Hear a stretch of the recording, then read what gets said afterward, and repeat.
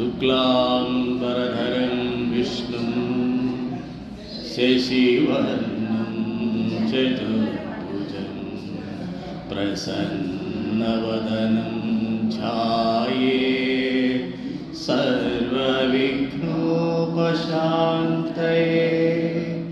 अगजा आननपद्मार्कं गजाननमहर्निशम् अनेकदन्तं भक्तानां एकदन्तमुपास्महे एकदन्तमुपास्महे।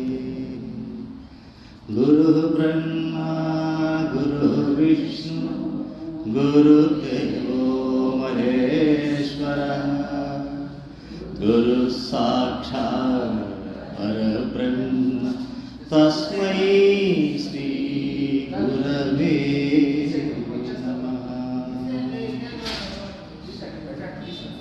ॐ सहना भवतु सहनौ भुनक्तु सह वीर्यं करवावहै तेजस्विनावधीतमस्तु मा विद्विषावहै। ॐ शान्ति शान्ति शान्तिः। स्वामिनारायणः साक्षात् अक्षरपुरुषोत्तमः सर्वेभ्यः परमां शान्तिम् आनन्दं सुखमर्पयेत्।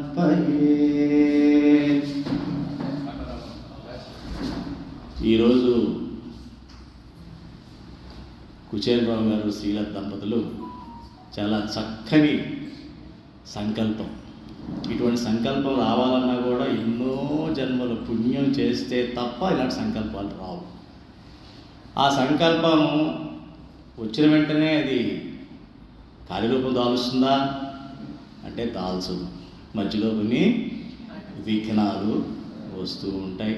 వాటిని కూడా అధిగమించి అవుతుందో ఈ వారం కాదో అని నా కూడా వారిలో ఉన్నటువంటి భక్తి శ్రద్ధలని గమనించి భగవంతుడు అదే రోజుకి అదే టైంకి అదే కార్యక్రమాన్ని చేసేలా చేయడం అన్నది చాలా గొప్ప విషయం అమ్మా. ఈ విషయంలో మేమిద్దరికీ భగవంతుడు ఆశీస్సులు సదా ఉండాలని కోరుకుంటూ ఇటువంటి సత్సంకల్పాలు ఇంకొన్ని చేసి కొంతమంది భక్తులకి మీరు ఒక రకమైనటువంటి హోపు, ఒక రకమైనటువంటి ఆసరా ఇస్తారని ఆశిస్తూ ఈరోజు కార్యక్రమం మొదలు పెడదాం.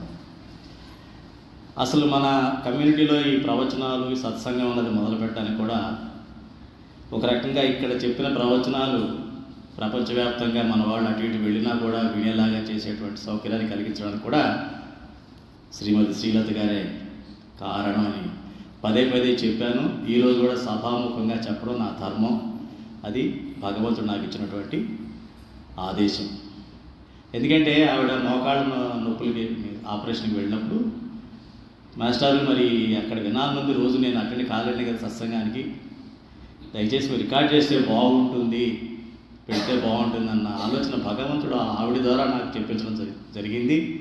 తద్వారా అది చూసారా, మర్రి వృక్షం ఎంత ఉంటుందమ్మా, విత్తనం ఎంత ఉంటుంది, మర్రి విత్తనం ఆవు గింజ అంత కూడా ఉండదు. అందులో ఎంత మర్రి చెట్టు వస్తుంది, మనం ఊహించలేనంత వస్తుంది. అదే భగవంతుడు అంటే. ఆ రకంగా ఆ చిన్న నిర్ణయం ఈరోజు శాఖోపశాఖలుగా విస్తరించి ఎంతోమందికి మేలు చేకూరుస్తుంది. ఆ కొమ్మల మీద ఎంతోమంది భక్తులు ఎవరైతే శ్రద్ధ కలిగిన వాళ్ళు, లేదు అంటే కొంత ఇంట్రెస్ట్ ఉన్నవాళ్ళు కూడా పక్షుల్లాగా వచ్చి వాలి హాయిగా ఈ ప్రవచనాలు వినడం కూడా జరుగుతూ ఉంది. ముఖ్యంగా సంతోషం. ఆ భగవంతుడి యొక్క కృప మీ అందరి మీద ఉండాలని పదే పదే నా బాధ్యతగా, నేను గురుతర బాధ్యతగా అందరికీ భగవంతుని ప్రార్థిస్తున్నాను మీ అందరి తరపున. ఈరోజు విషయం నిత్య జీవితంలో ఆధ్యాత్మికత ఆవశ్యకత ఏమిటి? నిత్య జీవితంలో అంటే మన అందరికీ నిత్యావసరాలు తెలుసు, కానీ అసలైన అవసరాలు మనం పక్కన పెట్టేసి కూడు గుడ్డ నీడ, కూడు గుడ్డ నీడ అంటే మరి మొరటగా అన్నట్టున్న పాటలు ఇప్పుడు పాలిష్ అయిపోయింది కాబట్టి ఏదో దానికి కొంచెం రంగులేసి అవి వేసి వేసి ఆ రకంగా ఈ ఆహారం అనేది బయట తినడాలు, రకరకాల మల్టీ క్యూజిన్, ఆ క్యూజిన్ ఈ క్యూజిన్ రకరకాల వంటకాలు తినడాలు, ఈ రకంగా ఆ కూడు గుడ్డ నీడ కొంచెం రూపాంతరం చెందినవి తప్ప వాటిని దాటి మనిషి బయటికి రావటం లేదు. సరే, నిత్య జీవితంలో ఆధ్యాత్మికత. నిత్య అంటే ప్రతినిత్యము అంటాం, నిత్యం అంటాం మనం, ప్రతినిత్యము అంటాం. ప్రతినిత్యము అంటే అర్థం ఏంటంటే మర్చిపోకుండా, అసలు మర్చిపోమన్నమాట. రేపు ఏ వంట చేయాలో ఇవాళ నుంచి ఆలోచన, ఇవాళ వంట భోజనం అవ్వగానే రేపు ఏ వంట చేయాలని ఆలోచన అంటే మైండ్లో కూర్చుంటుంది వచ్చి. దీన్ని ప్రతినిత్యము అంటారు. అంటే మరపుకి లోను కాకుండా ప్రతి నిత్యము ఈ మనసులో మెదిలేదాన్ని ప్రతినిత్యము అంటాం. ఈ నిత్యము అన్న దాంట్లో సరిగ్గా చెప్పాలంటే ఈ నిత్యం అది ఎలా జరుగుతోంది అంటే ఈ భూభ్రమణం మూలన ఈ యొక్క ఋతువులు రావడం వలన సృష్టి క్రమంలోను, అలాగే కాలగమనంలోను, కాలం అనే ప్రవాహం పోతా ఉంది దానికి, అందులో మనం కొట్టుకుపోతూ ఉన్నాం అంతే, కాల ప్రవాహంలో కొట్టుకుపోతున్నాం. ఈ మూడిటి వలన ఈ నిత్యము అన్నది జరుగుతూ ఉంది. ఈ నిత్యము అన్న దాంట్లో మార్పులు వస్తూ ఉంటాయి. ఈ నిత్యం అన్న దాంట్లో మార్పులు జరుగుతూ ఉంటాయి. మార్పులు రావడం సహజం. ఆ మార్పులకి మనం లోబడి ఆ మార్పులకు అనుగుణంగా మనల్ని మనం మార్చుకుంటూ జీవించడమే ఛాలెంజ్. అదే మనందరికీ ఒక టెన్షన్ అంటాడు, ఒక డిప్రెషన్ అంటాడు, ఒకటి ఫ్రస్ట్రేషన్ అంటాడు, ఒకటి ఇంకోటి ఏదో అంటాడు. పోయిన రోజులే బాగున్నాయి అని ఒకడు అంటాడు, వచ్చే రోజులు ఇంకా బాగుంటాయి అని ఒకడు అంటాడు. రకరకాలుగా ఏదేదో మాట్లాడుతూనే ఉంటారు. ఈ మూడిట్లో వచ్చే మార్పుల వలన వచ్చేటువంటి మాటలు తప్ప ఇవి ప్రత్యేకించి అందరూ ఇందులో లోబడి ఉండాల్సిందే. జీవితం అంటే ఏంటి? నిత్య జీవితం కదా అనుకున్నాం. నిత్యం అంటే తెలిసింది. నిత్యము ఎప్పుడు కూడా మారేదాన్ని నిత్యము అంటున్నాం మనం. ఆ మార్పుకు అనుగుణంగా మనం బతకడాన్ని, అందులోనే మన యొక్క జీవితం అంతా పోతుంది. ఈ జీవితం అంటే ఏమిటి? జీవితం అంటే జీవాత్మ ఈ శారీరక రూపం తీసుకుంటే మనిషి రూపం తీసుకుంటూ పుట్టిన దగ్గర నుంచి గిట్టే వరకు, మరణించే వరకు జరిగే ప్రయాణాన్ని జీవితం అని మనం అంటున్నాము. మరి ఈ జీవాత్మ అన్నది ప్రత్యేకించి ఈ మానవ రూపంలోనే ఎందుకు వచ్చింది? ఈ కమ్యూనిటీలోనే మనం ఇల్లు ఎందుకు తీసుకున్నా ఇవాళ శ్రీలత గారు మనల్ని ఎందుకు పిలిచారు ఈ ప్రవచనానికి పిలిచినా మనం వెళ్ళినా మనం వినాలా? వెళ్ళి కూర్చుందాం, పోతే పోయింది, వినడం అన్నది మన ఇష్టం కదా అని రకరకాలుగా ఉంటారు అందరూ కూడా. అంటే ఈ జీవాత్మ ఎందుకు ఇలా పరి విధాలుగా ఆలోచిస్తుంది అంటే దారి తప్పింది. జీవాత్మ దారి తప్పింది. ఆత్మ శుద్ధము, చైతన్యము, సత్యము అని అందరికీ తెలుసు. మరి అన్ని సత్యము, శుద్ధము, నిత్యము అయినప్పుడు మరి ఎందుకు ఈ బాధలు, ఎందుకు ఈ గోళ, ఎందుకు ఈ గందరగోళం ఎందుకు నడుస్తుంది అంటే ఇది జీవాత్మగా రూపు చెంది దారి తప్పేసింది.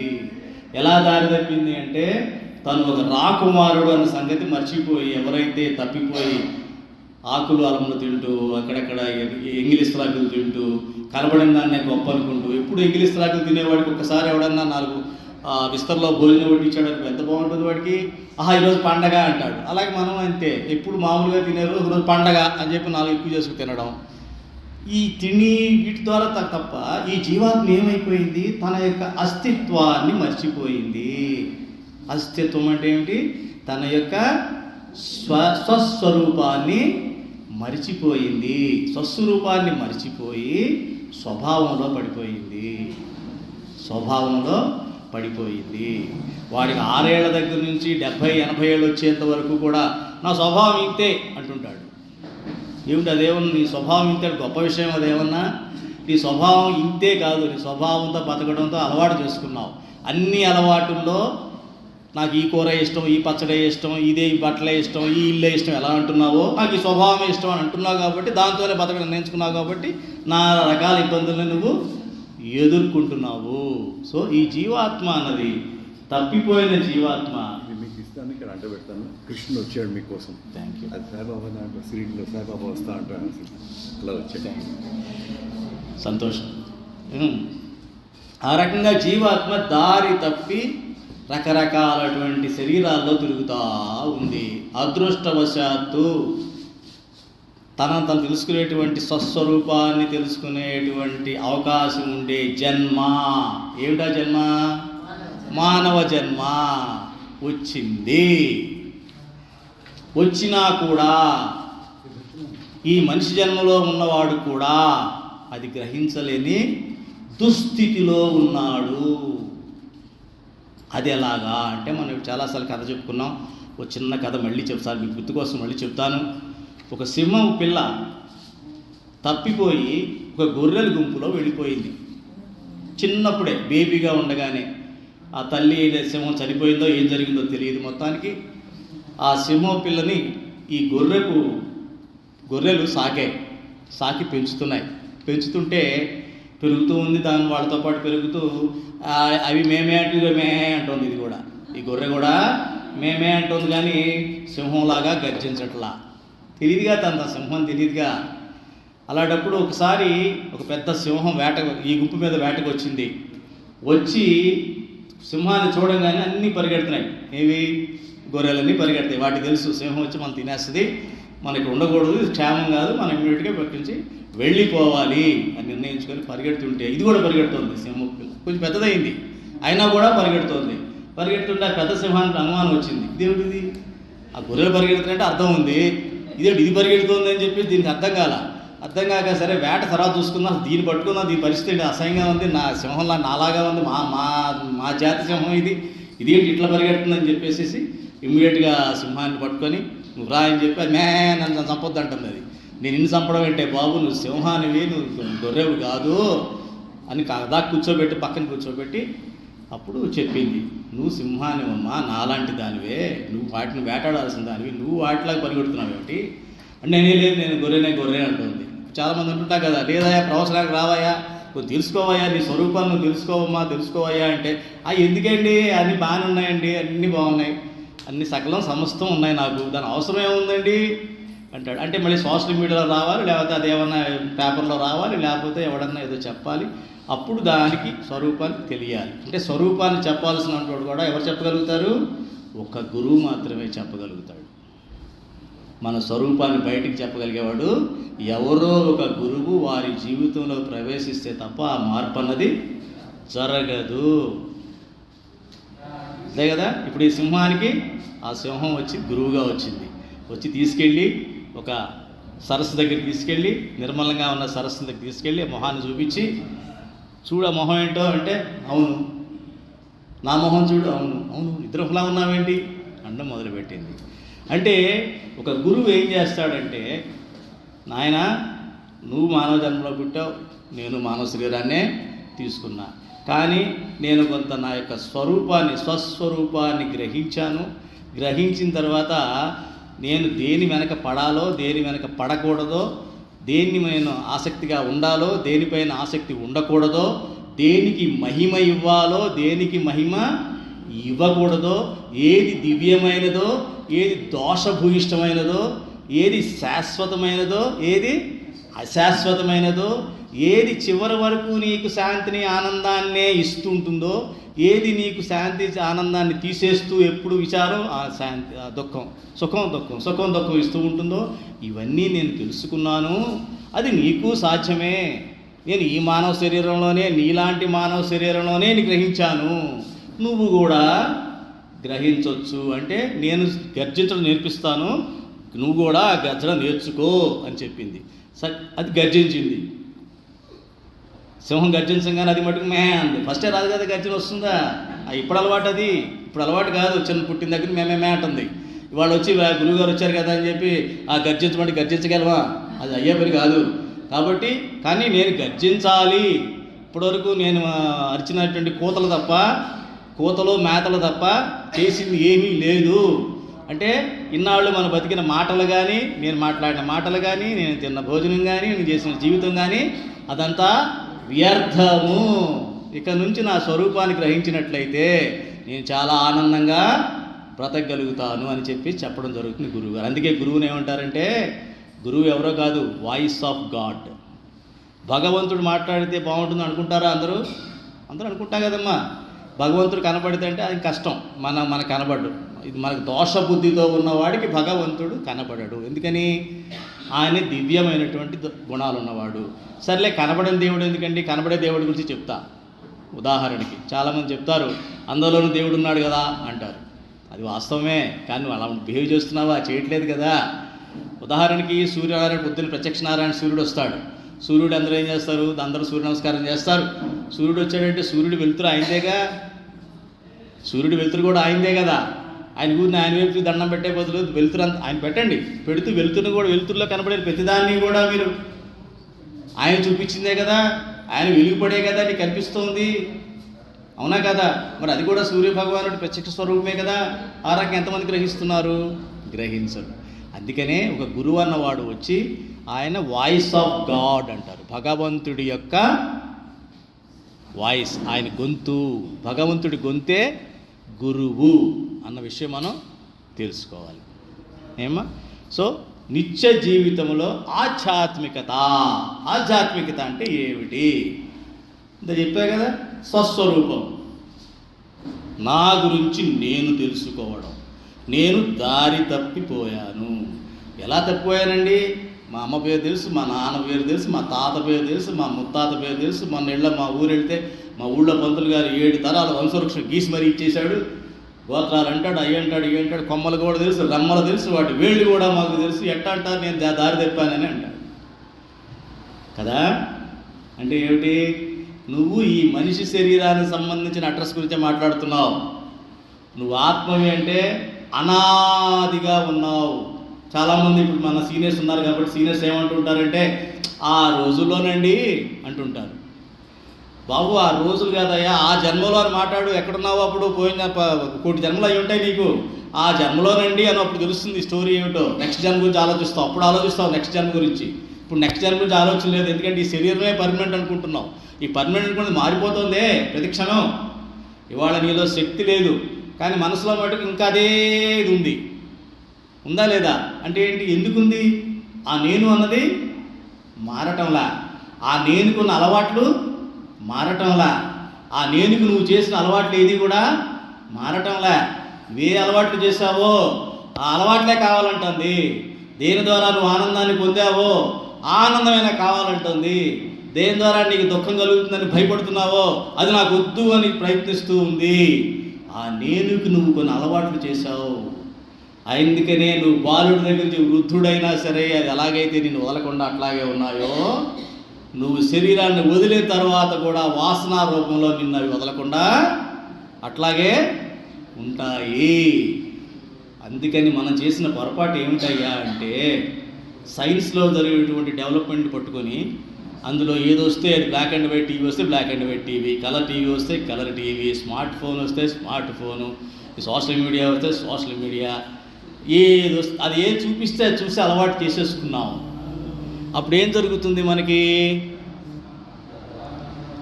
చాలామంది ఏం చేస్తారు? ఇబ్బంది పడుతూ ఉంటారు. నేను ఒంటరిగా ఉండడానికి కష్టపడతానండి, ఒంటరిగా ఉంటే భయం వేస్తుంది అని. ఎందుకని? ఆ అలవాటు నేను అనే నీ స్వరూపానికి నువ్వు అలవాటు చెయ్యలేదు. అలవాటు చెయ్యలేదు. ఎందుకని? ఎప్పుడు భయం బ్రతుకు భయంగానే నడుస్తుంది తప్ప ఆ భయం కలగకుండా ఉండాలి అంటే ఒక 100 మందిని ఆశ్రయించి వాళ్ళ గుంపులోనే తిరుగుతూ ఉండాలి. గొర్రెల మందలాగా. గొర్రెలు ఒక్కటే మందల్లో తిరుగుతాయి, సింహాలు తిరుగుతాయా? తిరగవు. ఎవరైతే స్వస్వరూప జ్ఞానం తెలుసుకుంటారో వారు మందల్లో తిరగరు. ఎందుకని అంటే ఆ ఒంటరితనం అని కాదు, అక్కడ ఏకాంతం అంటారు దాన్ని. ఒంటరితనం అంటే నెగిటివ్ వర్డ్, అది బాధ కలిగిస్తుంది మనకి. ఎవరో మనం వదిలేసినట్టు, మనం అంటే ఎవరో మనం వదిలేస్తే మనకు ఒంటరితనం అన్న ఫీలింగ్. ఏకాంతం అంటే మనమే అందరిని వదిలేసాం. అర్థమైనా? ఏకాంతంలో ఉండడం అర్థం ఏమిటి? అసలు మొత్తం ప్రపంచాన్ని వదిలేశాను నేను కంప్లీట్గా. ఏదో అవసరం కొద్దీ, ఇప్పుడు అంత పెద్ద చెట్టు ఉంటుంది నా తోటే, మా ఇంట్లోనే పండించారు, మా తాత వేసిన చెట్టే అది. అలా అని చెప్పేసి ఆ చెట్టుకి పట్టి పళ్ళని తినేస్తావా నువ్వు? మహా అయితే ఒక పండు తింటావు కోసుకొని, మహా అయితే ఒక కాపంతా వచ్చినప్పుడు ఒక 4 పళ్ళు 5 పళ్ళు ఒక్కడే తినగలం, కొంతమందికి ఇవ్వగలం, అంతే కదా. మా దగ్గర మొత్తం తినేయగలమా? తినేయలేం. కాబట్టి నేను అన్నదాన్ని ఏదైతే మార్పు చెందకుండా ఉందో, ఈ శారీరక మార్పు వస్తున్న దాన్ని భరించలేకుండా ఉందో, ఏమిటి ముసలితనం, ఏమిటి రోగాలు, ఏమిటి గోల, ఏమిటి దుఃఖం అనుకుంటూ ఉంటుందో, దానికి చికాగా ఉంటుంది నేనుకి. ఎందుకని నువ్వు చేసిన అలవాట్ల వల్ల ఇవన్నీ తెచ్చుకుంటున్నావు. ఆ నేను ఏం చేయాలంటే ఈ ఆధ్యాత్మికం అంటే ఆత్మికం అంటే తన గురించి తను తెలుసుకోవాలి. ఆ తన గురించి తను తెలుసుకోవడమే ఇప్పుడు ముఖ్యమైనటువంటి విషయం. ఎవరైతే నిత్య జీవితంలో ఆధ్యాత్మికత అంటే తనను తాను తెలుసుకుంటూ జీవిస్తారో వారు మాత్రమే ఆనందంగా ఉంటారు. ఎందుకని? శాంతము లేక సౌఖ్యము లేదు. సౌఖ్యము లేక శాంతమని ఎక్కడా చెప్పలేదు. ఎప్పుడైతే నాలో శాంతం వస్తుందో సుఖం వచ్చినా దుఃఖం వచ్చినా పెద్ద ఏం పట్టించుకోము వాటి గురించి. అర్థమైందమ్మా? ఇది కాబట్టి ఈ ఆధ్యాత్మిక మనం తెలుసుకోవడానికి మనం ఎలా తెలుస్తుంది ఈ ఆధ్యాత్మికత అన్నదానికి మనకి ప్రత్యక్ష ప్రమాణాలు కొన్ని ఉంటాయి, పరోక్షంగా కొన్ని ఉంటాయి. కొన్ని మన ట్రైనింగ్ అంతా ఎలా ఉంటుందంటే ఒక విషయం గురించి బాగా తెలుసుకోవడంలో మన ఇంద్రియాలన్నీ ట్రైనింగ్ అయిపోయినాయి. మన ఇంద్రియాలన్నీ ట్రైనింగ్. ఉదాహరణ చెప్తాను. మనం ఇంట్లో వాడతారు కదమ్మా, ఏంటది, ఏదన్నా పాత్ర పట్టుకోవడానికి వాడతారు, ఏంటది, పట్టకారు దేన్నన్నా పట్టుకుంటుంది కదా. కానీ దాన్ని పట్టుకుని చేతులు పట్టుకోగలదా? దాన్ని వాడుతున్నప్పుడు ఇంక ఏదన్నా బయట విషయాన్ని పట్టుకోవాలంటే దాన్ని వాడచ్చు, కానీ దాన్ని పట్టుకున్న దాన్ని అది పట్టుకోవాలంటే సాధ్యమా? కాదు. అలాగే ఇప్పుడు నీళ్ళల్లో ఉప్పు కలిసిందో పంచదార కలిసిందో ఎలా తెలుస్తుంది? రుచి చూస్తే తెలుసు. సింపుల్, అది కష్టమైన విషయం కాదు ఇది. అలాగే ఆధ్యాత్మికత తెలుసుకోవాలంటే అది ఎవరికి వాళ్ళు సాధన ద్వారా తెలుసుకోవాల్సిందే తప్ప ఎవరో చెప్తేనో చూపించేదో వినిపిస్తేనో జరిగేది కాదు. ఎందుకు కాదు? ఉదాహరణకి ఇప్పుడు మీరు ఇంతమంది కూర్చున్నారు ఇక్కడ కదా, ఇంతమంది కూర్చున్నారు, అందరూ ఒకటే చూడట్లా, అందరూ ఒకటే వినటంలా. అందరూ ఇక్కడ కూర్చున్నారు కానీ వాళ్ళ మనస్సు ఎక్కడో ఉంది. అవునా కాదా? అంటే ఏంటి? ఆఖరికి చివరాఖరికి ఎవరు ఎన్ని చెప్పినా ఎక్కడ పెరిగినా మనం ఎంతమందిలో ఉన్నా మనమే. మరి భగవంతుడు ఎలా కనిపిస్తాడండి? సరే సృష్టిలో ఉన్నావయ్యా, ప్రపంచంలో ఉన్నావు, మలేషియన్ టౌన్షిప్లో ట్రైన్ ట్రీ పార్క్లో ఉన్నావు, ఇక్కడ కూర్చున్నావు కదా, అన్నీ చూడగలవు, ఇక్కడి నుంచి చూడవు. లేదు చాలా ఆందోళనలో ఉన్నావు, పరీక్ష ఉంది, రేపు పరీక్ష హాల్కి వెళ్తున్నావు, ఆ మధ్యలో సినిమా పోస్టర్లు, మిర్చి పళ్ళు, బంగారం షాపులు, చీరల షాపులు, ఇంకా పూల బళ్ళు, పళ్ళ బళ్ళు చూసుకుంటూ వెళ్తాము నెమ్మదిగా వెళ్ళంగా. ఎందుకని? ఎగ్జాము టైము అంటే ఏంటి? లక్ష్యం ఎప్పుడైతే లేదో, లక్ష్యం లేనివాడు ఏం చేస్తాడంటే స్టేషన్కి వెళ్ళి టికెట్ అంటాడు. బుకింగ్ కౌంటర్కి వెళ్ళి ట్రైన్ ఎక్కాలి టికెట్ అంటాడు. ఆడేమంటాడు వెంటనే? పిచ్చెక్కిందని ఎక్కడికి వెళ్ళాలి చెప్పరా అంటాడు ముందు. నువ్వు ఎక్కడికి వెళ్ళాలి చెప్తే దాన్ని బట్టి నీకు ప్రయాణం టికెట్ ఇస్తాను, నువ్వేం చెప్పకుండా టికెట్ అంటావు ఏంటి అన్నట్టుగా ఉంటుంది మన ప్రయాణం. ఎవరికైతే లక్ష్యం లేదో మన లక్ష్యాలన్నీ కూడా సీనియర్ సిటిజన్స్ అవ్వగానే ఆరిపోతాయి.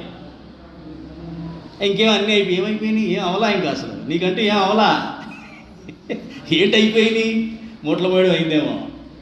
పోటర్ చూసారా, బయట నుంచి మూటలు మోసుకుంటూ వచ్చి ఆ రోజు డ్యూటీ అయిపోద్ది, అన్నీ అయిపోతాయి, లెక్కేసుకుంటాడు ఎంత వచ్చిందని.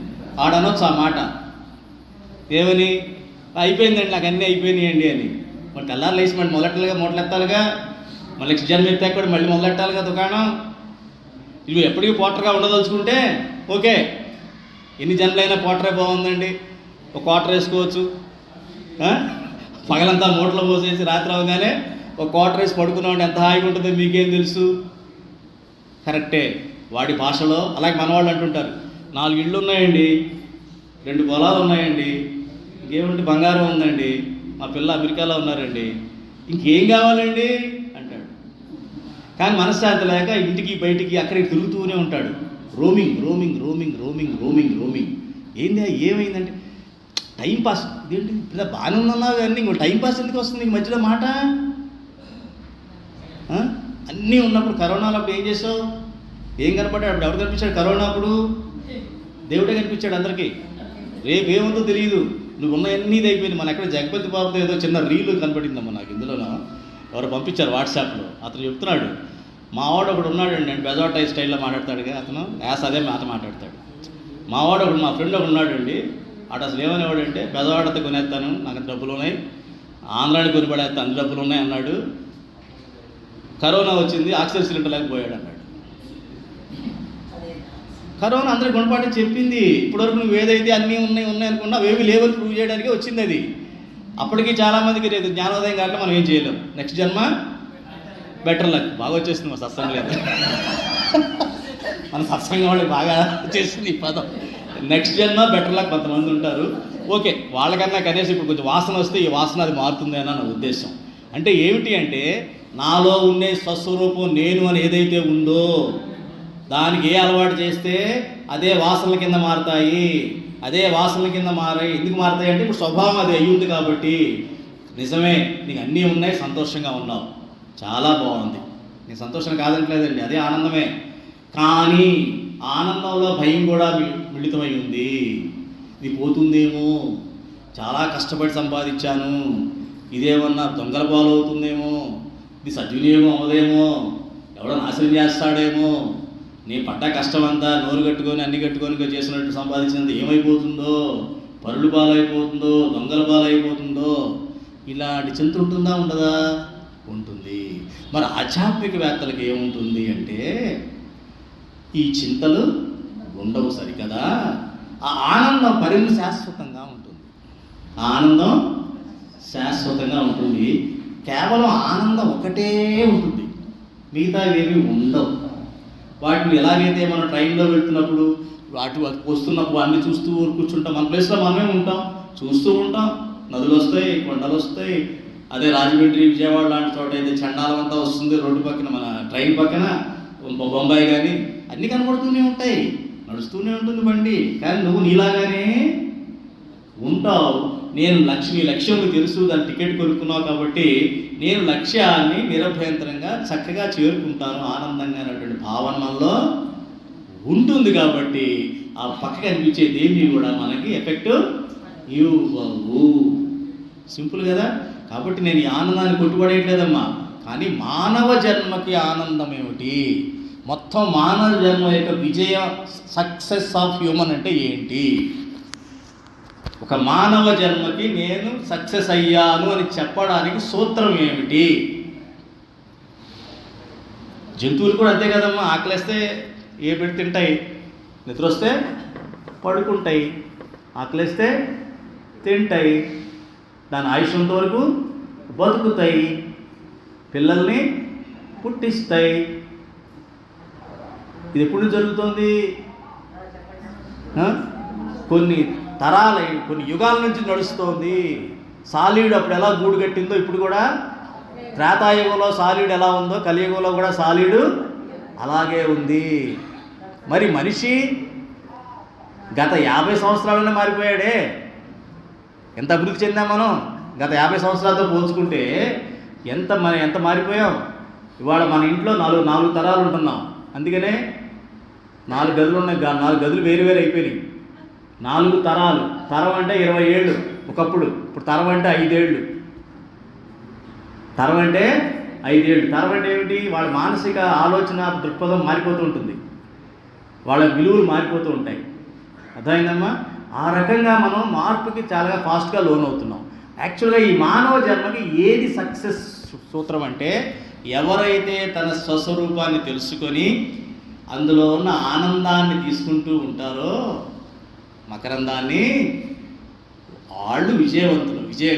విజయంగా ఈ యొక్క మానవ జన్మని గడిపినట్టు లెక్క. మిగతా వాళ్ళందరూ కూడా ఎక్కువ తక్కువ లేవండి. సృష్టిలో ఎక్కడైనా చూడండి, ఎక్కువ తక్కువ అన్నది ఏది లేదు. సుఖము దుఃఖము ఉంటుంది, రాత్రి పగలు ఉంటుంది, పాలు నీళ్లు ఇలా ఉంటాయి. కానీ నాణ్యానికి బొమ్మ బొరుసు ఉంటాయి. కానీ బొమ్మ ఎక్కువ, బొరుసు ఎక్కువ, సుఖం ఎక్కువ, దుఃఖం ఎక్కువ ఇక్కడ ఉన్నాయా? కానీ మనిషి ఎక్కడ ఇరుక్కుపోయాడు? ఎక్కువ తక్కువలో ఇరుక్కుపోయాడు. అందుకనే 100 అంతస్తులు, 150 అంతస్తులు, 200 అంతస్తులు. ఆ లోపల ఉండేదేమో పావురంగా హ్యాపీగా ఉంటుంది, ఎగురుకుంటూ వచ్చి మళ్ళీ వెళ్ళిపోతూ ఉంటుంది. వీడి వల్ల కాదు. అక్కడ పైనుంచి కింద రావడానికి 4 కిలోమీటర్లు అవుతుంది రోడ్డు మీద రావడానికి. ఆ పైనుంచి కింద దిగి మళ్ళీ బేస్మెంట్ లోపలికి వెళ్ళి మళ్ళీ కారు తీసుకొని మళ్ళీ కారు వేసుకొని గేడేరికి వచ్చేప్పటికి 4 కిలోమీటర్లు. దేవుడి దయ వల్ల మధ్యలో ట్రాఫిక్ జామ్ లేకుండా, ఎక్కడ కాలనీలోనే ట్రాఫిక్ జామ్ లేకుండా ఉంటే అర్థమైందమ్మా. కాబట్టి తనలో ఉన్న ఆనందాన్ని ఎవరైతే బయటికి తీసుకోగలుగుతారో వాళ్ళే సక్సెస్ అయినట్టు మనం భావించాలి. దానికి మనం ఏం చేయాలన్నదే ఈ ఆధ్యాత్మికత అన్నది ముఖ్యం. ఉదాహరణకి మొట్టమొదటిగా గురువుని ఆశ్రయించాలి. రెండవది ఏకాంతాన్ని ఆనందించేలా అలవాటు చేయాలి. మన యొక్క జీవాత్మకి అలవాటు చేయకుండా ఒక పక్షిలాగా ఈ కొమ్మ నుంచి కొమ్మ మీద దూకుతుంటే ఏం జరుగుతుందంటే మళ్ళీ ఆందోళన పెరిగిపోయి ఇంట్లో ఉండే 4 తరాలని చెప్పాను కదా, ఈ 4 తరాల మధ్య ప్రాబ్లమ్స్ వస్తూ ఉంటాయి. నన్ను ఎవరు అర్థం చేసుకోవట్లేదు అని డైలాగు పదే వినపడుతూ ఉంటుంది. అన్ని గదుల్లో చూపిస్తూ ఉంటుంది. అంటే అన్ని తరాల వాళ్ళు ఫ్రస్ట్రేషన్లోనే ఉంటారు. దానికి కారణం ఏమిటి అంటే, నీ యొక్క స్వరూప జ్ఞానం తెలుసుకోకుండా చిన్నవాడినే పెద్దవాడు కాపలా కాస్తూ ఉంటాడు. వీడు సంపాదించాడు పట్టుకోదాడు భయం వీడికి. వాడేమో వీడికి తెలియకుండా దాన్ని ఎలా ఖర్చు పెట్టాలని వాడు చూస్తూ ఉంటాడు. రకరకాల ఇదన్నీ ఈ గేమ్ అని చెప్పదలుచుకోలేదు. అంటే మనం గమనించాల్సింది మన యొక్క ఆత్మని మనం గ్రహించగలగాలి.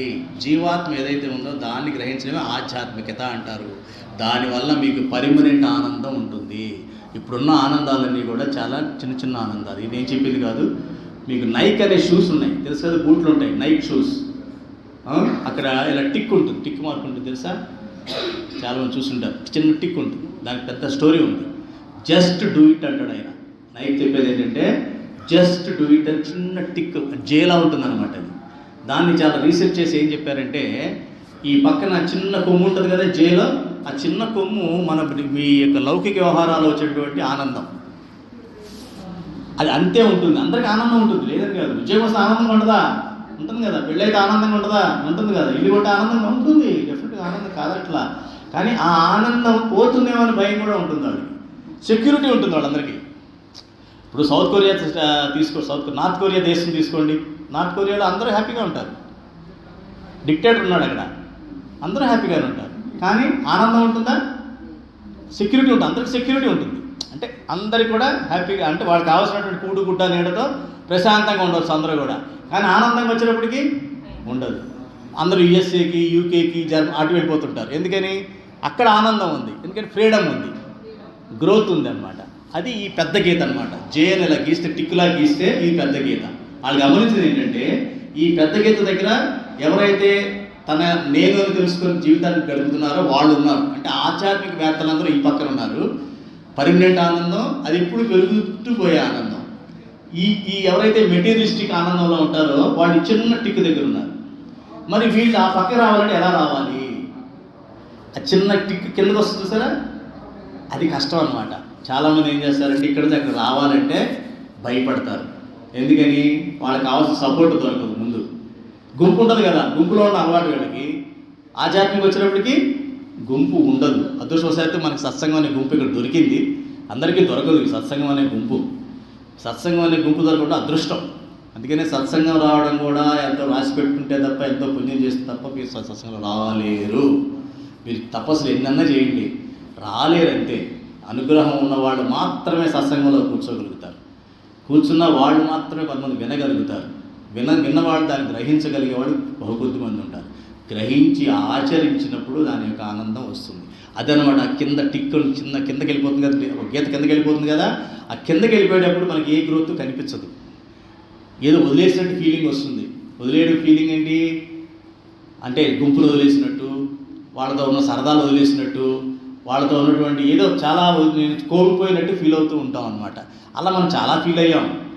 సపోజ్ మగవాళ్ళు అయితే అడుగుతున్నాను, మీరైనా సరే బాగా చదువుకోవాలనుకున్నప్పుడు చదువు లేని వాళ్ళు రౌడీతో తిరిగామా ఆ రోజుల్లో? చదువుకునే రోజుల్లో నేను ఏదో బాగా చదువుకోవాలి, ఫస్ట్ ర్యాంక్ రావాలి, నేను అనుకున్న సీట్ తెచ్చుకోవాలనుకుంటే చదవనవాడి ముద్దుతో తిరిగామా? మనం తిరగలేదు కదా. అది వైరాగ్యమే. ఎవరికి వైరాగ్యం విలువ తెలుస్తుంది? వైరాగ్యం అంటే గ్రోత్ అని అర్థం. వైరాగ్యం అంటే నువ్వు ఏదో నీకు నువ్వు డెవలప్ అవ్వడానికి కృషి చేస్తున్నావు అన్నమాట. కొన్ని వదిలేయడానికి నువ్వు సిద్ధపడుతున్నావు అన్నమాట. కొన్ని ఆచరించడానికి తీవ్రమైన నిర్ణయం తీసుకున్నావు అన్నమాట. నీ లక్ష్యం మీద నీకు విపరీతమైనటువంటి పట్టుదల ఉందన్నమాట. దానికి కావాల్సినటువంటి సకల రిసోర్సెస్, దాన్ని రిసోర్సెస్ ఏమంటారో తెలుగులో, ఆ రిసోర్సెస్ అన్నీ కూడా నువ్వు వాడుకోదలుచుకున్నావు అన్నమాట. అన్నీ క్లియర్గా మనకు తెలుసు ఇవన్నీ. కానీ ఆధ్యాత్మిక దగ్గరికి వచ్చేటప్పటికి ఈ అనుభవం లేక, చుట్టూ అటువంటి వాళ్ళు లేక మనకి ఈ క్వశ్చన్స్ అన్నీ వస్తాయి. క్వశ్చన్స్ అన్నీ ఆధ్యాత్మికలు వస్తాయి. ఆధ్యాత్మిక అంటే ఏదో మాయావి కాదు, ఏదో పెద్ద దెయ్యం కాదు, అది మనం చేస్తున్న పనులే అవన్నీ కూడా. ఏమా అది. కాబట్టి ఈ నిత్య జీవితంలో ఆధ్యాత్మికత అంతా తెలుసుకునేటప్పుడు మనం చాలామంది ఏమంటారంటే మనసును నిర్మలంగా ఉంచాలండి, ఉంచలేం కదా మనం అంటారు. నువ్వే కదా శ్రీకృష్ణుడు కూడా చెప్పాడు, అడిగాడు ఎవరిని? అర్జునుడు కృష్ణుని అడిగాడు, నువ్వు భలే చెప్పాడు శ్రీకృష్ణ, మనసు కంట్రోల్ చేయమంటావు, ఇంద్రియాలు కంట్రోల్ చేయమంటావు, అయ్యే పనే నేను అరచేతిలో గాలిని పట్టుకున్నట్టే లెక్క, గాలిని అరచేతిలో పట్టుకోగలి బంధించగలను నేను అని అడుగుతాడు. అంటే శ్రీకృష్ణుడు ఏమంటాడు? అభ్యాస వైరాగ్యేనా అంటాడు. చూసారా, వైరాగ్యం అంత పవర్ఫుల్. ఓ పక్కన నీ అభ్యాసం చేయాలి, నీకు కావాల్సిన లక్ష్యం వైపు ప్రయాణం ఎలా చేయాలో తూచా తప్పకుండా గురువు గారు చెప్పినట్టుగా మనం ఆయన్ని ఆచరిస్తూ ఉండాలి, సత్సంగాలకు వెళుతూ ఉండాలి, శ్రవణం చేస్తూ ఉండాలి, మననం చేస్తూ ఉండాలి. చేస్తూ ఉండగా వైరాగ్యం కూడా మనం అలవర్చుకోవాలి. అలవర్చుకుంటే మనకి అది సాధ్యం అవుతుంది. ఇప్పుడు ఒక సరస్సు ఉందమ్మా, సరస్సులో విపరీతంగా అలలు వస్తూ ఉంటాయి. అలలు వస్తున్నప్పుడు మన యొక్క మొహం సరి కనిపిస్తుందా? కనిపించదు. అది ఎప్పటికీ సెటిల్ అవ్వదు. పోయి నా మొహం చూసుకుందాం కూర్చుందామంటే అది ఎప్పటికీ నిర్మలంగా కాదు. ఎట్లా మరి? ఒక ఆయన సముద్రం ఒడ్డుకి వెళ్ళి అలలన్నీ ఆగిపోయాక స్నానం చేస్తానాడంట, కార్తీక పౌర్ణమి స్నానానికి వెళ్ళి. అలా అవుతాయా సముద్రంలో? ఆగో, వీడు స్నానం చేయడు, అది ఏ పనే కాదు. అలాగే ఉంటుంది మన ఆధ్యాత్మిక సాధన కూడా. అన్నీ బాగుంటాయండి, అన్నీ కుదరాలి కదండి, అన్నీ కుదిరి ఏంటంటే సూపర్ అండి. అది కుదరదు, వీడికి సూపర్ అవ్వడు కదా. ఆ రకంగా ఉంటుందన్నమాట. కొంతమంది తెలివైన వాళ్ళు ఏం చేస్తారండి, ఎందుకంటే ఈ గోలంతా అందులో నీళ్ళే తీసి పడేద్దాం, రియల్ ఎస్టేట్ డెవలప్ చేద్దాం, మేము చెరువులో ఇళ్ళు కడుతున్నారు కదా, ఈ చెరువే తీసి పడేద్దాం, ఈ గొడవ ఉండదు, ఈ నీళ్లు మొహం చూసుకోవడాలు గురువు గారు ఈ గోలంతా ఉండదు, తీసి పడేద్దాం అని వాళ్ళు నీళ్లు కూడా తీసేస్తారు. అటువంటి వాళ్ళు కూడా వాళ్ళు రాక్షసులు అంటారు. అటువంటి వాళ్ళు కూడా ఉంటారు. కాబట్టి మనం ఇప్పుడు అట్లాగే ఇప్పుడు భగవంతుడు కొన్ని పనులు చేసినప్పుడు మనం లీలలు అంటాం. భగవంతుడు మన పనులు మనం చేసిన పనులే చేస్తాడు. పుట్టినప్పుడు శ్రీకృష్ణుడు కానీ రాముడు కానీ ఎవరన్నా సరే. కానీ ఆయన చేస్తే ఏమంటాం? మనం ముద్దుగా పిలుస్తాం. ఏమిటి? భగవంతుడు లీలలు చేశాడండి అని. మరి మన ఏమైంది అట? మనల్ని ఎందుకంటారు ఆ మాట? మనల్ని మటుకు అనరు. నువ్వు కర్మరా, నీ కర్మ అంటుంటారు. ఇదేమిటి? వాడు మనిషిగా పుట్టాడు కదా, భగవంతుడు మనిషిగా పుట్టాడు, వాడు చేసే పనులను లీలలు అంటారు. నేను మనిషిగానే పుట్టాను, నేను చేసిన పనులన్నీ మీరేమిటి కర్మలు అంటుంటారు అని అంటే నిజమే. ఇది ఇంకో తేడా. ఎవరైతే ఆధ్యాత్మికత్వంగా వాళ్ళు జ్ఞానిగా మారతారో, అంటే బ్రహ్మరూపుడుగా మారతారో, బ్రహ్మరూపుడు అంటే భగవద్గీతలో 2వ అధ్యాయంలో మనం నేర్చుకున్నాం కదమ్మా, స్థిత ప్రజ్ఞత అంటే అభేద దృష్టి. మట్టికి బంగారానికి కూడా తేడా తెలియని స్థితి. మనిషికి, జంతువుకి, చెట్టుకి, పక్షికి, దేనికి కూడా తేడా తెలియనటువంటి స్థితి. ఆ స్థితిలో ఉన్నవాడికి అది సాధ్యం. అప్పుడు అతను ఏ పని చేసినా కూడా అది లీలా. ప్రధానంగా లీలకి కర్మకి తేడా అంటే అతను దివ్యమైన మనసుతో చేస్తాడు, మురికితో చేయడు. మనం దోషాలతో చేస్తాము. దోషాలు అంటే ఏంటమ్మా? మనం చేసే పనులన్నీ ఏముంటాయి అందులో? మసాలా వేస్తాం మనం. ఏమిటవి? కోరికలు కాదు. కోరికలు ఎలాగ ఉంటాయిలేండి, కోరికలు ఉంటాయి. ఒక మసాలా వేస్తాం, మసాలా దినుసులు 6 వేస్తాం అందులో. మనం చేసే ప్రతి పనులు 6లో ఏదో ఒకటన్నా వేస్తాం. Very good. అరిషడ్ వర్గాల్లో ఒకదాన్ని పండిస్తాం. కామ, క్రోధ, లోభ, మద, మోహ, మాత్సర్య. ఈ 6లోంచి ఒకటి తీసి పోపు డబ్బాలోంచి అది వేసుకొని మనం పని చేస్తాం. అందుకని దాని ఫుల్గా దోషం అంటుకుంటుంది. అంటే దోషం అంటే ఏంటి? పాపము. సో మనం పాపాలు చేయడంలో ఎక్స్పర్ట్లు అయిపోయాం. అందుకని మనం చేసే పనులు లీలలు అనరు, కర్మలు అంటారు. అందుకని మనం ఎప్పుడైతే ఒక బ్రహ్మరూపుడైనటువంటి గురువు గారు చెప్పినటువంటి ఆచరణ చేసామనుకోండి, ఆయన చెప్పినట్టుగా, భగవంతుడు చెప్పినట్టుగా, భగవంతుడు మనకు ఎదురై కల్లో చెప్పలేడు. సో గురువు గారు మనం ఏం చెప్పా? గురువు అంటే వాయిస్ ఆఫ్ గాడ్ అన్నాం. సో భగవంతుడు గురువు ద్వారా చెప్పించాడు, ఆ పరమాత్మే అనుకుని గురువుగారు చెప్పిన మాటలు తూచా తప్పకుండా పాటిస్తూ విన్నాము. గురువుగారు చెప్పి శ్రవణం చేశాము. అదే మననం చేయాలి. మననం అంటే ఏమిటి? మనసులో పదే పదే ఆలోచించే విషయాన్ని మననం అంటారు. ఒకే విషయాన్ని మనసులో పదే పదే పదే పదే అంటూ ఉంటే దాన్ని మననం అంటారు. మననం చేయనిదే అది నిధిధ్యాసలోకి వెళ్ళదు. అంటే బుద్ధిలో కూర్చోదు. బుద్ధిలో కూర్చోపోతే బుద్ధి ఒకటే ప్రకాశంతో ఉంటుంది. ఆత్మ ప్రకాశం బుద్ధి మీద పడుతుంది. ఆత్మ ప్రకాశం ఎప్పుడైతే బుద్ధి మీద పడుతుందో అప్పుడే బుద్ధి వివేకంగా ఆలోచిస్తుంది, వివేచనగా ఆలోచిస్తుంది. అది ఇంగ్లీష్లో డిస్క్రిమినేషన్ అంటాం. ఆ డిస్క్రిమినేటింగ్ పవర్ అప్పుడు దానికి వస్తుంది. అప్పుడు ఆ బుద్ధినే కుశాగ్ర బుద్ధి అంటారు. కుశాగ్ర బుద్ధి. యుక్తాయుక్త. ఏది యుక్తము, ఏది అయుక్తము, ఏది తప్పు, ఏది ఇది తప్పు అంటే ఏం లేదు. దానివల్ల వచ్చే బెనిఫిట్ ఇమ్మీడియట్గా రావచ్చు, కానీ దానివల్ల నష్టం కూడా ఇమ్మీడియట్గా పక్కనే ఉంటుంది. ప్లస్ ఈ వచ్చిన లాభం ఎప్పటికీ పెరగదు. ఈ లాభం పెరగదేమో అని చెప్పి మళ్ళీ దీనిపైన ఇంకో తప్పు చేస్తాం ఈ లాభాన్ని పెంచుకోవడం కోసం. అదే ఇది చేయకుండా ఉంటే దాన్ని ఏమంటాం మనం? ఒప్పు అంటాం. ఒప్పు అంటే ఏంటి? అది ఎప్పటికీ అదే రిజల్ట్ ఇస్తుంది, వడ్డీ కూడా ఇస్తుంది. ఆ వడ్డీ ఎక్కడిస్తారు? జన్మల రూపంలో వస్తుంది. ఆ వడ్డీ ఎలా వస్తుంది మనకి? జన్మల రూపంలో వస్తుంది. అంటే ఇక్కడ రూపాయలు సంపాదిస్తారు మీరు, కానీ మీకు రిటర్న్ ఎందులో వస్తాయి? డాలర్స్లో వస్తాయి. బాగుంటుంది కదా? ఇక్కడ రూపాయి సంపాదిస్తారు, కానీ $100 వేసాడు అనుకోండి మీ బ్యాంకులో, మీకు ఎంత ఆనందంగా ఉంటుంది? ఇదేమిటి ఎంత కష్టపడి సంపాదించిన రూపాయే కదా, నేను $100 ఎలా వచ్చింది అకౌంట్లోకి అనుకుంటామా? దాన్నే మనం పుణ్యము అంటాము. అది భగవంతుడు ఇస్తాడు, భగవంతుడి అకౌంట్లో ఉంటుంది ఎంత ఇవ్వాలి అన్నది. అంతే తప్ప లేదు నాకు గురువుగారు రూపాయి చెప్పాడంటే రేపు $100 పడిపోవాలి అని కాదు. ఆ ఈక్వేషన్ అలా ఉంటుందన్నమాట. కాబట్టి ఈ 6 అరిషడ్ వర్గాల ద్వారా మనం కర్మ చేసినంతకాలం మనం జైంట్ వీల్లో కూర్చొని 1,00,000 మైళ్ళు తిరిగినట్టు లెక్క. జైంట్ వీల్ తెలుసా? ఎగ్జిబిషన్లో మీరు చిన్నప్పుడు బాగా తిరుగుతూ ఉంటావు కదా. అది 1,00,000 మైళ్ళు తిరిగింది అనుకోండి. ఎక్కడున్నావు నువ్వు? అక్కడే ఉన్నావు. దాన్నే సంసార చక్రం అంటారు. సంసార చక్రం అంటే ఈ జీవాత్మ జీవుడిగా తిరుగుతూ ఉంటాడు. అదేమిటి మొన్న కింద కూర్చున్నానండి ఈ సీట్లో అంటాడు. ఇది జైంట్ వీల్లో. నేను మొన్న పైన కుర్చీలో కూర్చున్నానండి, ఇప్పుడు ఏంటి కిందకు వచ్చానంటాడు. నువ్వు ఆ చక్రంలో ఉన్నావు సన్నాసి, అప్పుడు మనిషి జన్మ ఇచ్చారు నీకు, అప్పుడు నువ్వు ఆడవలేకపోయావు, కింద తీసుకొచ్చి నిన్ను ఇక్కడ పడేశాడు.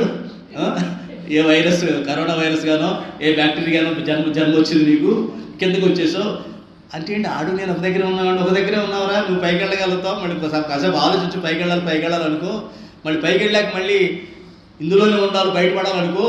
ఇందులోంచి జైంట్ వీల్లోంచి అమ్మ నీ పైకి వచ్చానని విర్రవేయకు అంటే మనిషి జన్మ పుట్టేశాను నేను, ఇక నాకేంటి చేయాల్సిన వేదపనులన్నీ చేస్తాను, ఇదే మంచి అవకాశం అని అనుకోవద్దు. అసలు ఏంటి చక్రం మళ్ళీ కిందకి వెళ్ళే అవకాశం ఉంది కాబట్టి పైకి వచ్చాను, కానీ ఈ చక్రం కిందకి వెళ్తుంది, మళ్ళీ నన్ను మళ్ళీ కిందకి విసిరేస్తుందేమో, ఇది వద్దు, ఈ సర్కస్ చాలు నాకు, ఈ చక్రం చాలు, ఈ సర్కస్ చాలు జీవితానికి అని జ్ఞానోదయం తెచ్చుకో. అప్పుడు అలా ఎప్పుడు సాధ్యం అవుతుంది? అది నీ పక్కన గురువుగారు కూర్చున్నప్పుడు సాధ్యం అవుతుంది. నీ అదృష్టం బాగుండి ఒక గురువుగారు వచ్చి ఆ జైంట్ వీల్లో నీతో పాటు సరే ఒక చక్రం తిరుగుదాంలే వీళ్ళతో పాటు అని భక్తులందరితో పాటు వచ్చాడు. గురువుగారు కూడా వచ్చి రండి నేను కూడా మీతో పాటు కూర్చో ఒక చక్రం తిరుగుతాను అని చెప్పి మీతో పాటు ఆ కుర్చీలో కూర్చుంటే, ఆ కుర్చీతో పాటు ఆయనతో పాటు మీరు పైకి వస్తే ఆ క్రమంలో ఆయన అవే చూడు కదా, ఆయనేం ఆనందించడు. అది గురువుగారు ఆనందిస్తాడే కానీ అవే ఆనందించడు. వీడి బోధ చేస్తూ ఉంటాడు.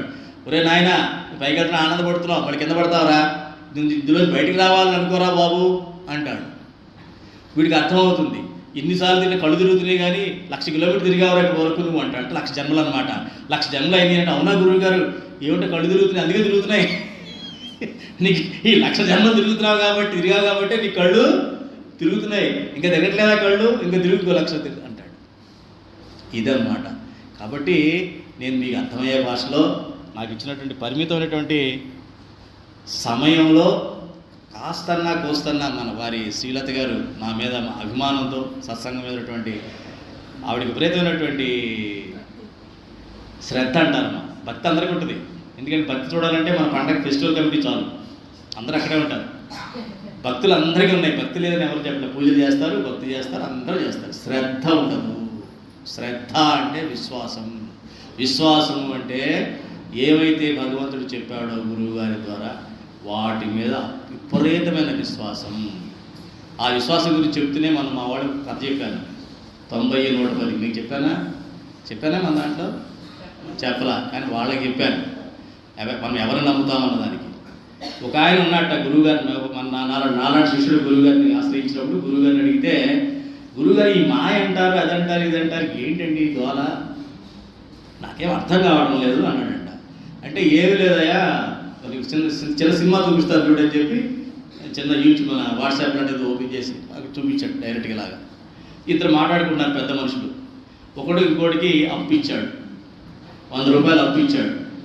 అప్పిస్తే 100 రూపాయలు అప్పిచ్చాడు కానీ వాడి చేతికి ఎంత ఇచ్చాడు? వీడు 90 రూపాయలు ఇచ్చాడు. 90 రూపాయలు ఇచ్చి, రే నేను నీకు అప్పిస్తున్నాను కదా, 100 రూపాయలు అప్పు ఇస్తున్నాడు నా దగ్గర నువ్వు, కానీ 90 ఇస్తున్నా, నువ్వు వెనక్కి ఇచ్చి ఎంత ఇవ్వాలి నాకు అన్నాడు. 110 అన్నాడు ఆడు వడ్డీ అని. సరే బాగుంది, వీడు వడ్డీకి ఇచ్చాడు, ఆనందంగా ఉన్నాడు. ఆ పక్కన వాడు వీడి మించిన ఆనందంలో వాడున్నాడు. వాడిని అడిగాడు శిష్యుడు వెళ్ళి, ఏమయ్యా వాడు ఆనందంగా అంటే అర్థం ఉంది, వాడు ఏదో వడ్డీకి డబ్బులు ఇచ్చాడు నీకు, నువ్వేమిట్రా ఇంత ఆనందంగా ఉన్నావు నువ్వు అంటే, అవునా ఆడు అన్నాడు. ఫస్ట్ వాడిని అడిగాడు, 100 రూపాయలు ఇచ్చి వడ్డీ అప్పు ఇచ్చాడు కదా, వాడిని అడిగాడు, ఏమయ్యా ఎందుకు ఇంత ఆనందంగా ఉన్నావంటే వాడు అన్నాడు, చూసావా నా తెలివితేటలు, భగవంతుడు నాకు మాత్రమే ఇచ్చాడు తెలివితేటలు, 2 నిమిషాల్లో 20 రూపాయలు సంపాదించానయ్యా అన్నాడు.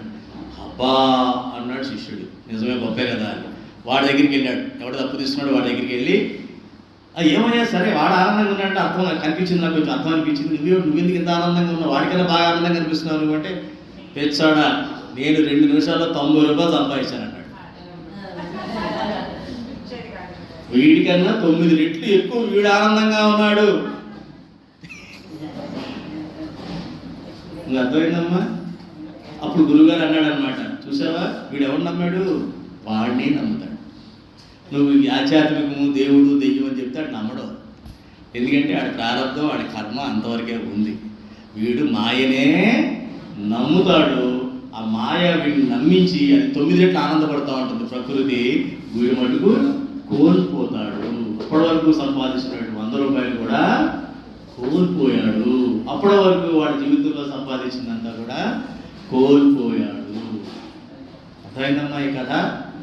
కాబట్టి దీన్ని బట్టి మనం గ్రహించాల్సింది ఏమిటి అంటే, మనం ఎప్పుడైతే మన జీవితాన్ని మనం చేస్తూ ఆనందాన్ని ఆనందం అని పదే ఉండాలో జీవితంలో, అంటే మన యొక్క ప్రయాణం ఎలా ఉండాలంటే ఆనందం నుంచి ఆనందానికి, మళ్ళీ ఆనందం నుంచి ఆనందానికి అలాగే వెళ్ళగలనుకుంటే మనం ఆధ్యాత్మికతకి ఆసరా తీసుకోవాలి.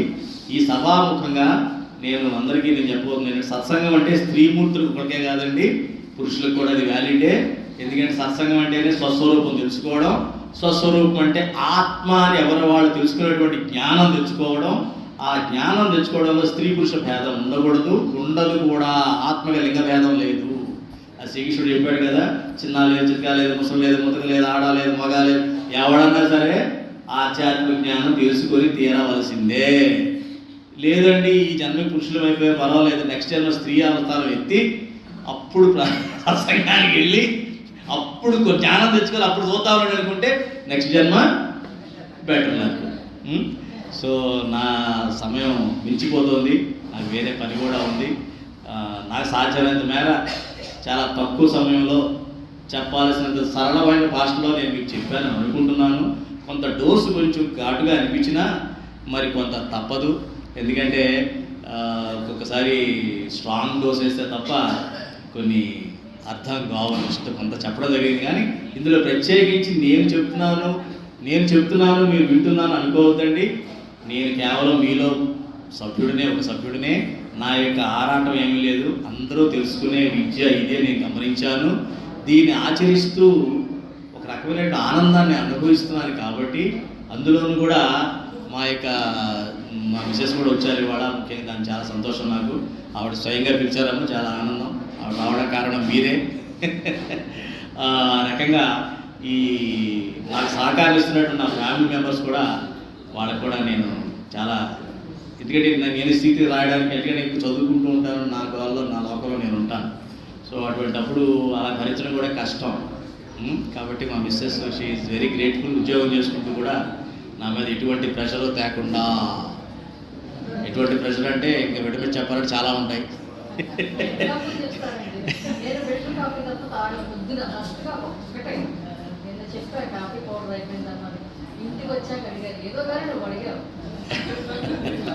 అది కొన్ని నా మతిపరుపులు కావచ్చు, కొన్ని చేయని ఇవన్నీ కూడా షీ హ్యాస్ టు.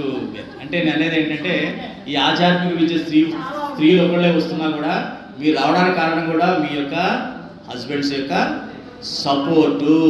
కాబట్టి ముందు వాళ్ళకి మీరు చప్పట్లు కొట్టండి ముందు. అదమ్మా. కాబట్టి వాళ్ళ సపోర్ట్ లేదే మీరు సత్సంగాలకి రాలేరు. కాబట్టి వాళ్ళకు కూడా అప్పుడప్పుడు కొద్దిగా మీ సత్సంగ జ్ఞానాన్ని ఇస్తూ వాళ్ళకు కూడా ఈ ఆడియోస్ వినిపించి ఇటువంటి సత్సంగాలు ఇటువంటి అందరిలో కూడా ఆనందం వాళ్ళ జీవితంలో శాశ్వతంగా ఉండాలి. దానికి ఆధ్యాత్మికత అన్నది అమృతం లాంటిది అని నేను నమ్మిన నిజాన్ని, నేను దాని ద్వారా పొందినటువంటి అమృత పానాన్ని నేను పొందాను. కాబట్టి అది మీకు అందించాలన్నటువంటి సదుద్దేశంతో ఒక సంకల్పం తీసుకుంటూ, ఎలాంటి సంకల్పం అంటే ఆల్రెడీ ఇక్కడ సగం సత్సంగం ఉన్నారు, వీరి యొక్క సహాయం కానీ, వీరి యొక్క జ్ఞానం కానీ, వీరి యొక్క తోడు కానీ తీసుకొని మిగిలిన వాళ్ళందరూ కూడా, మీ మధ్యలో కూర్చున్నటువంటి సత్సంగ సభ్యులందరూ మామూలు వాళ్ళు కాదమ్మా, మామూలు వాళ్ళు కాదు. ఎన్నో జన్మల్లో చేసుకున్న పుణ్యంతోనే వాళ్ళందరూ ఇక్కడ కూర్చున్నారు. ఎంత పుణ్యాత్ములు వీళ్ళు. ఏకాదశి రోజు కూడా అక్కడికి వచ్చి ఆ రోజు బ్రహ్మాండమైనటువంటి సత్సంగాన్ని ప్రవచనానికి వచ్చారంటే మామూలు వాళ్ళు కాదమ్మా. దయచేసి వాళ్ళు మీ స్నేహితులే కాబట్టి మీరు వాళ్ళు చేయి పట్టుకోండి. వాళ్ళు చెప్పిన మాట కాస్త వస్తూ వినడానికి ప్రయత్నించండి. అది మీ అభ్యున్నతికి, మీ జీవితానికి చాలా ఉపయోగపడుతుంది. అది ఎలాగో అంటే అప్పు తీసుకున్నవాడు 90 రూపాయలు ఎలాగైతే వాడు లాభం పొందాడో మీకు అంత పాజిటివ్ లాభం వస్తుంది. వాళ్ళు మీ స్నేహితులైనందుకు ఆ 9 రెట్లు ఆనందాన్ని వాళ్ళు తెచ్చుకునే 2 రెట్ల ఆనందంలో 9 రెట్ల ఆనందం మీరు పొందుతారు. కాబట్టి అందరూ పెద్దలు, ఎందరో మహానుభావులు, అందరికీ వందనాలు. శుభం భూయా.